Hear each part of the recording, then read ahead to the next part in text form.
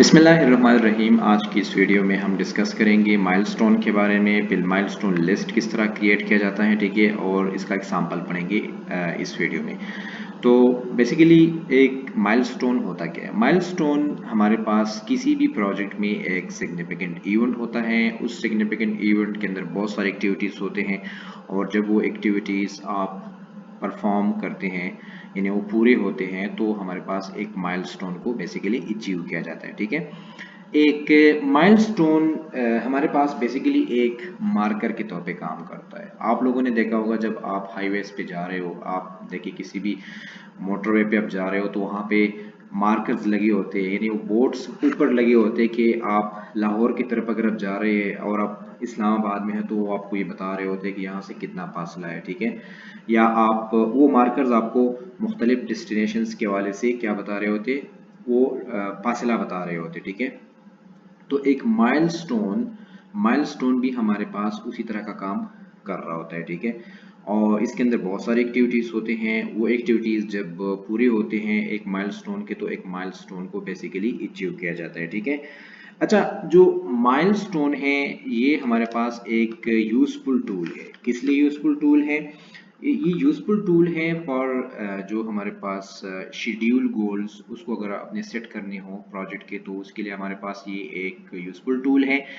And इसके साथ साथ इन monitoring progress and project sponsor, okay, और प्रोग्रेस को मॉनिटर करने के लिए हमारे पास एक यूज़फुल टूल है। और जो आप सीनियर मैनेजर्स है, जो स्पॉन्सर है, वो क्या करते हैं, वो जब भी वो प्रोजेक्ट्स की रिव्यू करते हैं तो वो जो मेजर माइलस्टोन्स है उसी को क्या करते हैं, उसको देखते हैं, उसको उसके ऊपर फोकस करते हैं, सही है।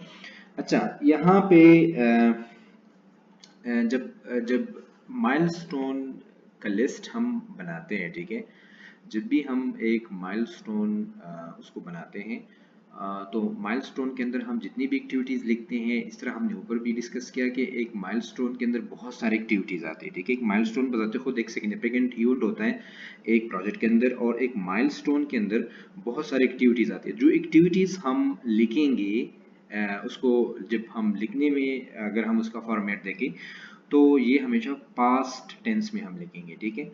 तो इसके बाद हम एग्जाम्पल माइलस्टोन लिस्ट की तरफ आते हैं कि हमारे पास एक माइलस्टोन लिस्ट वो बनता किस तरह है प्रैक्टिकल वर्ड में। तो हम इसी के ऊपर आते हैं, ठीक है। जब हम माइलस्टोन को बनाते हैं तो सबसे ऊपर हम हेडिंग, ज़ाहिर है जो नाम होगा हम उसी ऊपर लिखते हैं। इस डॉक्यूमेंट का नाम क्या है? माइलस्टोन लिस्ट, ठीक है, जो कि हमने यहाँ पे मेंशन किया। इसके बाद हम यहाँ उसका डेट लिखते हैं कि जी कौन से डेट में हम इसको बना रहे हैं, ठीक है। इसके बाद हम यहाँ पे प्रोजेक्ट का नाम लिखते हैं। हमारे पास यहाँ पे प्रोजेक्ट का नाम है just in time training projects. हम पहले से इस प्रोजेक्ट को डिस्कस करते आ रहे हैं, ठीक है, तो ये हमारे पास प्रोजेक्ट का नाम है। फिर हम एक माइलस्टोन का हेडिंग देते हैं यहाँ पे, तो हमने माइलस्टोन का हेडिंग यहाँ पे दे दिया, ठीक है। और इसके सामने exactly initial estimated completion date, यानी इसका कंप्लीशन डेट क्या होगा, माइलस्टोन का कंप्लीशन डेट, इसके अंदर जितनी भी एक्टिविटीज हैं उनका एक कंप्लीशन डेट क्या होगा, ठीक है। तो आप यहाँ पे देखिए पहले ड्राफ्ट सर्वे कंप्लीटेड, हमने पहले भी यहाँ पे बात की ऊपर के जब हम टेंस यहाँ पे यूज़ करेंगे वो हम पास्ट टेंस यूज़ करेंगे, ठीक है। तो ड्राफ्ट सर्वे कंप्लीटेड, इसको हम यहाँ पे ऐसे लिखेंगे, इसकी कंप्लीशन क्या है 8/3, यानी ये अगस्त है, ठीक है ना। ये अमेरिकन स्टाइल पे आप देखें कि अमेरिकन स्टाइल में जब डेट्स को एंटर किया जाता है तो महीना पहले और दिन जो है ना वो बाद में लिखा जाता है, सही है। तो इसका मतलब यह है कि अगस्त 3, ठीक है।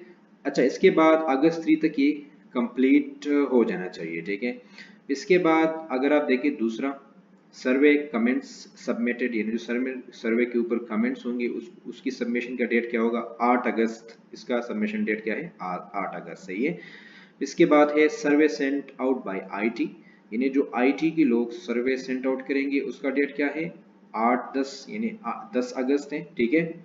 फिर percentage of survey respondent received, जो हमें उनकी तरफ से रिस्पांस हासिल होगा, यानी जो हमें वो फिल करके क्वेश्चनियर देंगे, वो डेट आपने यहाँ पे लिखा हुआ है जनाब 8-17, यानी 17 अगस्त है, ठीक है, ये वाला।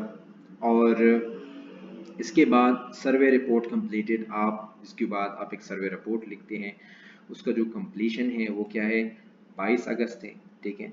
और survey result report to steering committee, और जो स्टीयरिंग कमेटी है उसको फिर इस सर्वे का रिजल्ट्स कम्युनिकेट करना, उसका जो डेट है वो 24 अगस्त है, ठीक है।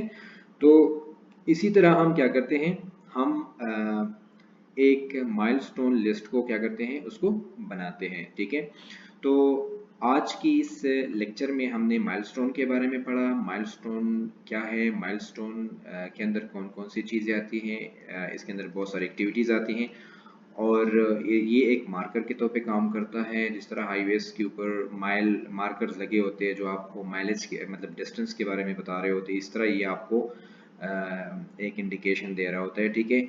और जो ये टूल हैं, जो प्रोजेक्ट स्पॉन्सर है और मैनेजर है, जब भी वो प्रोजेक्ट रिव्यू करते हैं तो वो इस टूल को बहुत ज़्यादा उसके ऊपर फोकस करते हैं। और इसके अलावा जब हम इस स्टेटमेंट को बनाते हैं तो उसके अंदर जो टेंस यूज़ होता है उसको हम पास्ट टेंस में मोस्टली जो एक्टिविटीज़ होते हैं एक माइलस्टोन के अंदर, उनको हम पास्ट टेंस के अंदर लिखते हैं, ठीक है। इसके बाद हमने फिर एक सैम्पल को डिस्कस किया। तो जो आज का लेक्चर है, आई होप कि आज आपने इस लेक्चर से कुछ ना कुछ सीखा होगा। और if you think that this video is useful to you and you get something useful from this video, please like this video and subscribe my channels. And if you have questions, you can write your questions in comments below the videos. So thanks for your time and see you in the next videos.